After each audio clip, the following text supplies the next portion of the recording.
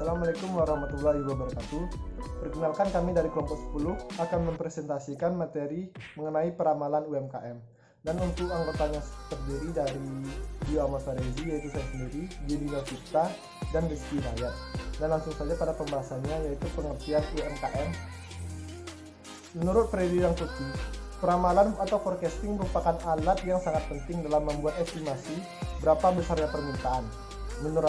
Menurut Hidayat Wiweko, forecasting atau peramalan penjualan merupakan perkiraan penjualan pada suatu waktu yang akan datang dalam keadaan tertentu dan dibuat berdasarkan data-data yang pernah terjadi sebelumnya.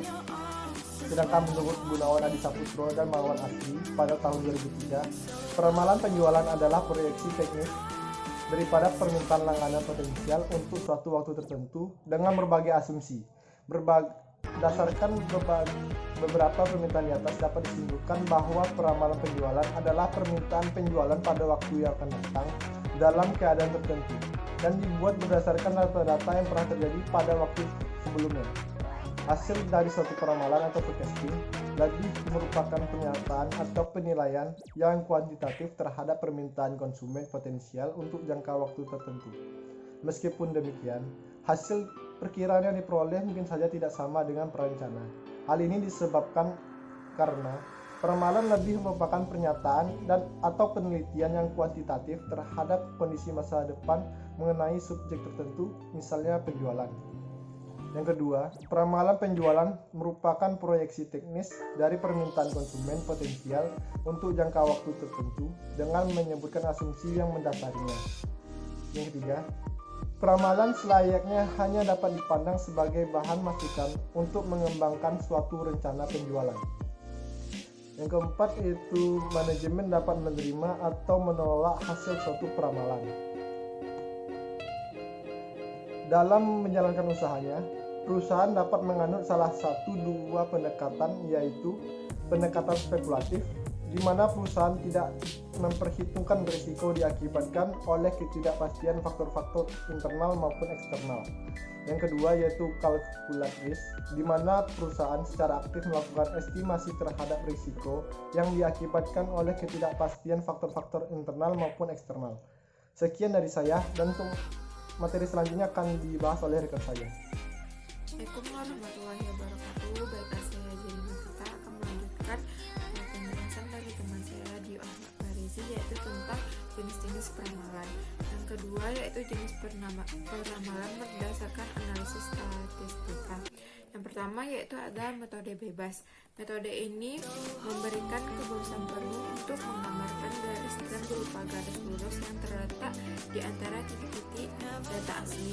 Dapat dikatakan bahwa penerapan garis tren secara bebas merupakan suatu cara penerapan garis tanpa menggunakan rumus matematika.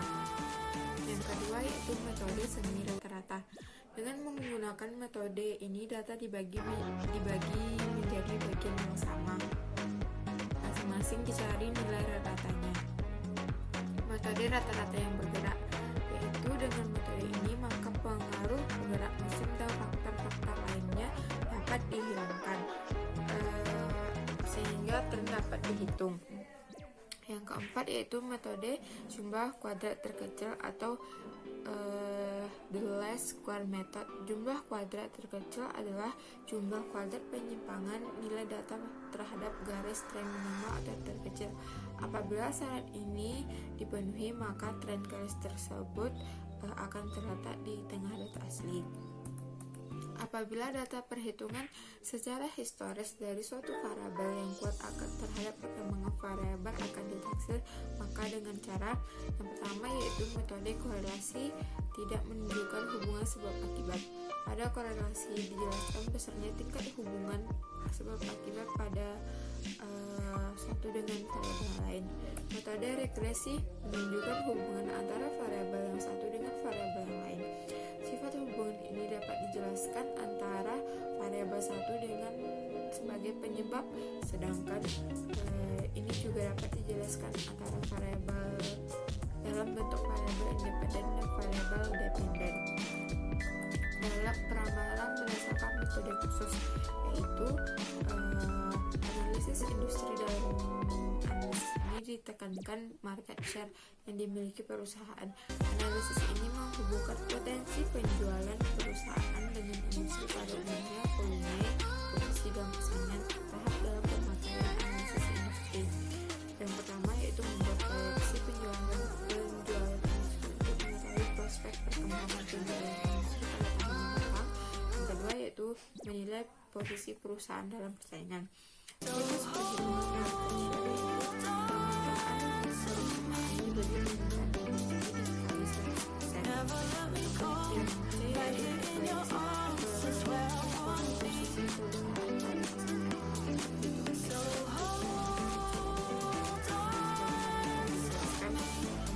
pada metode jumlah kuadrat terkecil yang tadi dalam menghitungnya yaitu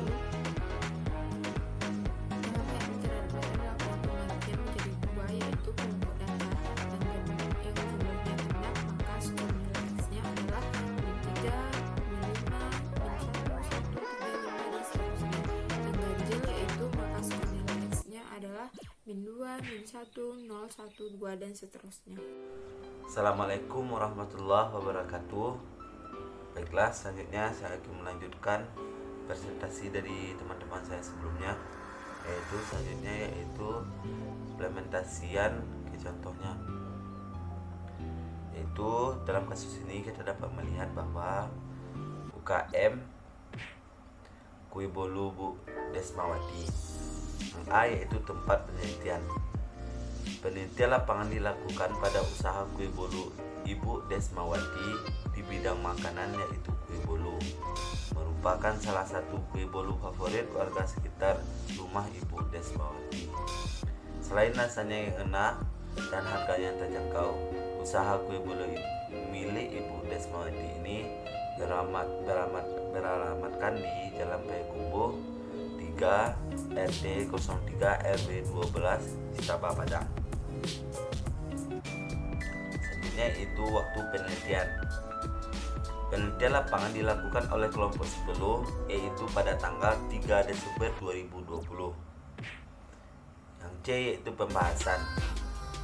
Pada tabel 1 dapat kita lihat bahwa data penjualan Ibu Desmawati dari 2014 sampai 2020 dalam satuan buahnya dan terisi dalam tabel yang ditampilkan, yaitu pada 2014 penjualannya yaitu disimbolkan dengan Y, jumlah dengan 550 buah. 2015 itu 467, 2017 620, 2018 668, 2019 720, 2020 dengan 800 buah, dengan jumlah semuanya total 4.515. Analisis peramalan penjualan penggunaan metode penghitungan least square atau metode jumlah kuadrat terkecil merupakan jumlah kuadrat penyimpangan deviasi bila data terhadap garis tren minimal atau terkecil. Ciri metode ini yaitu dalam menentukan parameter X. Setelah parameter X terbentuk dan dijumlahkan, jumlahnya harus 0 walaupun data historis berjumlah genap atau ganjil. Selanjutnya itu perhitungan peramalan metode least square. Itu pada tabel 2 kita dapat melihat bahwa penjualan kue bolu Ibu Desmawati di Padang tahun 2014 sampai dengan tahun 2020 dalam satuan buah itu tersaji pada tabel di bawah ini.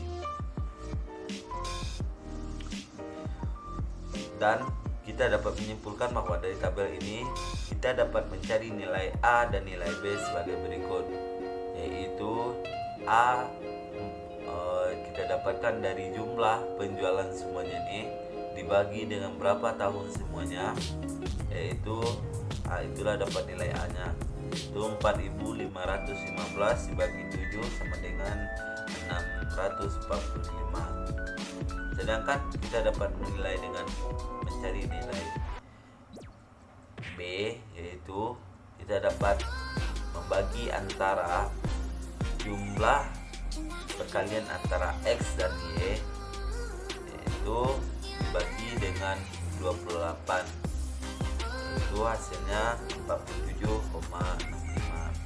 Maka persamaan les skornya adalah Y sama dengan B tambah BX.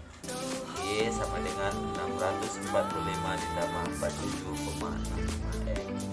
Maka ramalan untuk 5 tahun ke depan, tahun 2021 sampai 2025 adalah Y 2021-2025, Y 2021 sama dengan 645 ditambah 47,65X. Dimasukkanlah X itu 4 karena selisih 2025 sampai 2021 itu 4 tahun. Jadi didapatkan hasilnya 835,6, bulatkan menjadi 832. Itulah selanjutnya untuk mencari data-data per tahunnya, Y 2022, Y 2023, ramalan untuk 24, ramalan untuk 25, itu hasilnya. Kesimpulannya bahwa berdasarkan hasil paramalan penjualan pada UKM Webolo Bu Desmawati di Padang adalah hasil paramalan diberi oleh metode least square. Dalam data penjualan menunjukkan 5 tahun ke depan, yaitu kenaikan penjumlahan dari tahun 2021 sampai 2025, yang mana tahun 2021 penjualan kue Ibu Desmawati adalah sebesar 836 buah. Pada tahun 2020 penjualannya sebesar 883. Pada tahun 2023 penjualannya sebesar 931. Pada tahun 2024 penjualannya sebesar 979. Pada tahun 2025 penjualannya 1026.